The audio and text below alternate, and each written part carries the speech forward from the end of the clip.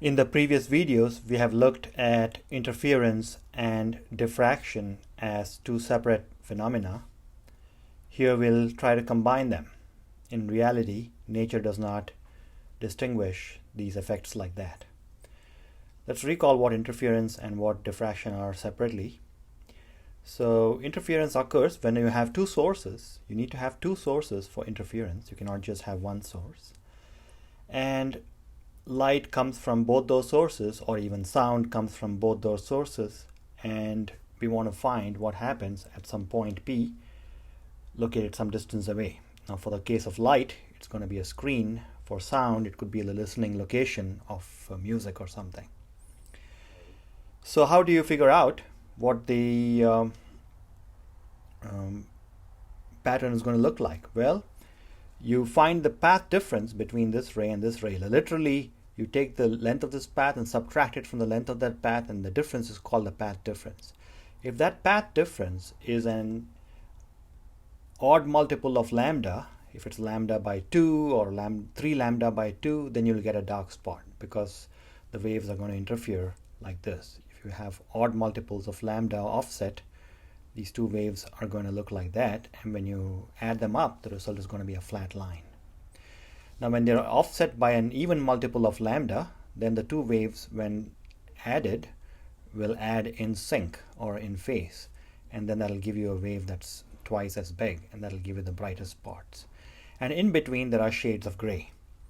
That expression was derived by Thomas Young for interference, and I'll refer you to my notes earlier.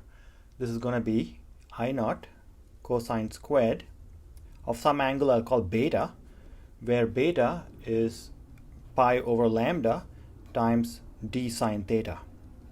Just to fix the vocabulary here, d is the distance between the slits. So if you have a slit here and a slit there, you're going to have an interslit distance, which will be the midpoint of this slit to the midpoint of that slit. That's called little d. The width of each slit is called A. And the distance between the two slits, the closest distance between the two slits, is called B. So if you look at this picture carefully, you will find out that little d equals B plus A. Well, isn't that right? Because here you have A over 2 and here you have A over 2. That makes it A plus B, that is equal to D. So that's something that will even show up in the diffraction grating theory in the next video. So once we have this basic setup, we can now also worry about what's the contribution from each slit having a width. Now when we studied Young's interference, we did not even think about the slits having a width. And when we studied diffraction, we did not worry about the other slit. But now we are talking about both of them together. Now the diffraction pattern in that other video was I naught sinc squared alpha, where sinc was the special function, sinc x was the function sine x over x. And then we looked at the graph and saw that it had a huge hump in the middle, and the other humps were really small compared to the primary diffraction hump, and that you're squaring it, so that effect becomes even more pronounced. So that's the classic diffraction pattern, where alpha equals pi over lambda times A sine theta. So it's interesting. You're taking the path difference, which is in this case d sine theta for the interference, and for diffraction it's A sine theta, and converting it into a phase difference by dividing by lambda and multiplying by pi. It's actually 2 pi. But then these formulas already have a half in front of them if you go and look at the derivations, so that half gets cancelled with the 2, and that's how you end up with these. Now when you put diffraction and interference together, do we have to do more heavy-hitting mathematics to get the final result? Well, the answer is no. There's a great theorem by the mathematician Fourier, and this initial investigations of Fourier into this diffraction was the reason for his branch of analysis called Fourier analysis. So this is very important development in higher mathematics. So What Fourier said was, when you have a situation like this where each object is creating its own effect, then the total effect is just got by multiplying the two. And when you multiply the two, it's a special kind of multiplication called convolution. So I won't get into the details of that. I'll just give you the expression. So the intensity at the point P as a function of the angle theta from the central line is given by I naught times cosine squared beta sinc squared alpha. So basically you're just multiplying the two things, but taking care not to multiply I naught also. You just keep I naught as it is, but you multiply the other two things. So once you accept that this works, you can simply focus on understanding what the pattern actually looks like. Now when you do this with a laser in a lab, you're going to see a series of bright and dark spots. Now what I'm going to be drawing are not spots, because spots are difficult to draw and they all look about the same. So what I'll do is I'll spread out the intensity on the y-axis. On the x-axis is this angle which is either alpha or beta. Okay, on the y-axis I'll put the intensity. Furthermore, I'll scale up the intensity so that it's never bigger than 1. If you'll notice, the maximum value of sine x over x occurs when x equals 0, and the limit of sine x over x, something that you study in calculus quite a bit, is 1. So it never gets bigger than 1, and cosine is always smaller than 1. So this thing will max out at 1. So let's draw a rough intensity profile. First, we'll draw the diffraction hump. The thing about this pattern is that small features in the slit will dominate large features in the pattern. It's called the large-small duality. Now you've got to be a little bit, you don't have to be super careful drawing these things, but you have to be somewhat careful, because this is 0, that's pi, well that better be 2 pi then. And then the next time it goes to 0 will be 3 pi. So that should be a guiding principle in drawing the diffraction hump.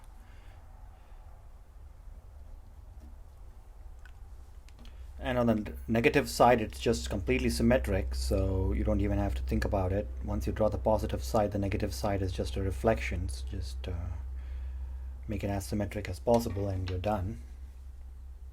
It keeps going on forever, but in practice you probably won't see even the second or third minimum in the diffraction grating experiment in lab 8. We'll just see this central maximum, and we'll see the next maximum, and then this one will already be in the second. So I explained that to you in the diffraction grating video, but you're not going to see very many of these humps. The reason for that is this is 1. The next intensity is something like 0.05.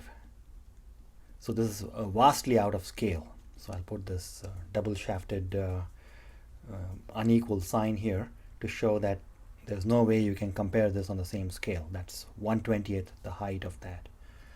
So once you have this basic situation, this is a diffraction pattern. The correct term for it is the diffraction envelope. In practice, you don't actually see this thing. You don't see this nice looking curve if you look at a screen. What you see instead are patterns of spots that decrease in intensity like this. Now this is a very interesting thing, because the human eye is highly nonlinear. Even though this is happening, your retina and your photons that enter the eye are so sensitive, it is in fact possible to train yourself to see a single photon of light. You have to be in a dark room for several hours, probably days, but it is possible to see a single photon of light. That's how sensitive your eyes are. And so you can actually see, even though this graph predicts that it becomes 0, you can actually see a tiny, tiny little spot even there. So that's how good our eyes are. And it had to be that way through evolution, otherwise we'd be eaten up by nighttime predators. So what does the interference pattern do? in normal times, if you did not have the diffraction pattern, you just have these finger-like patterns. But now, because of the diffraction pattern, it can go no higher than the diffraction envelope. And so these interference bright fringes, I call them fingers because they look like that. It's actually called fringes. These bright fringes are severely hampered by the diffraction envelope. So this is what I wanted to tell you about in the next video. In the diffraction video, we'll only see this, this, and this. This one won't even be visible.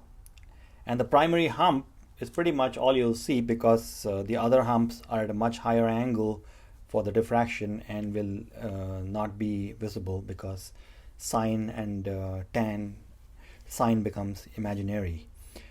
So this is what we have. Okay, the primary diffraction envelope is also what is very important for things like angular resolution of telescopes and things like that. Now, the number of, so first let's note the small-large duality. That's a very important principle of this business. The small-large duality is the observation that small slit features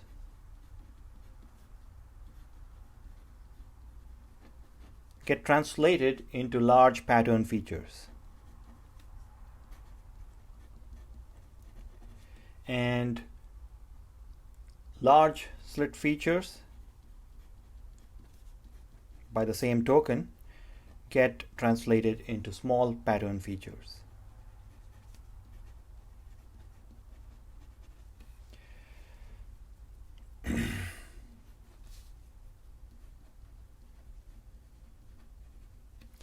So that's the large-small duality. In this case, since A is smaller than D,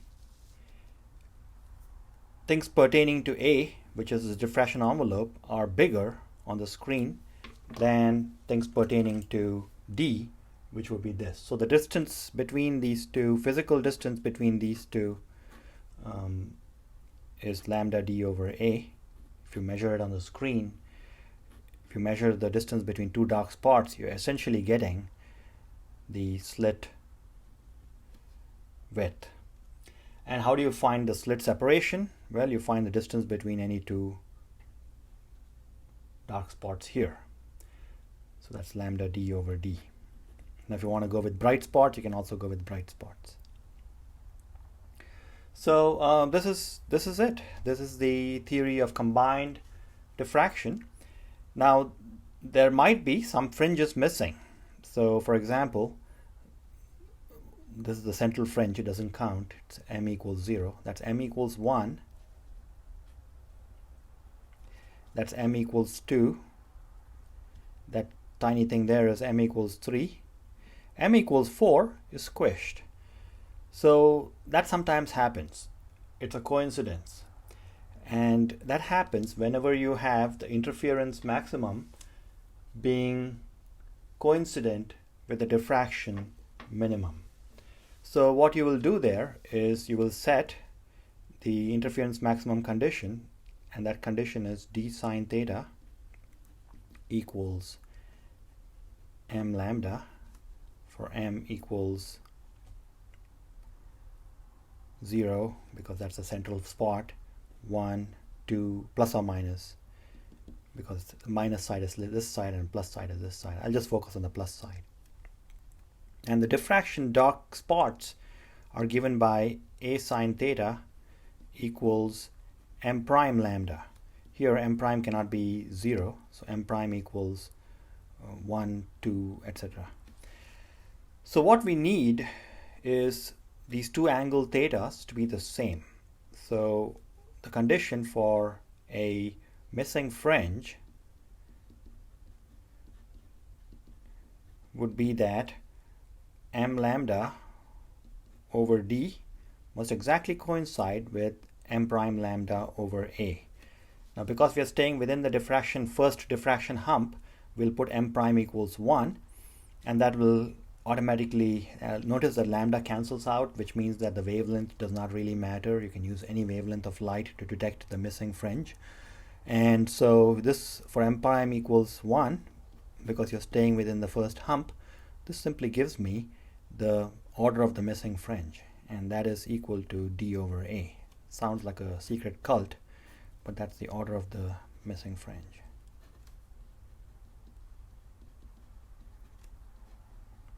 So if you know D and A in advance, you can just guesstimate where the missing fringe is going to be and look at your pattern to make sure that there is a very dark area there.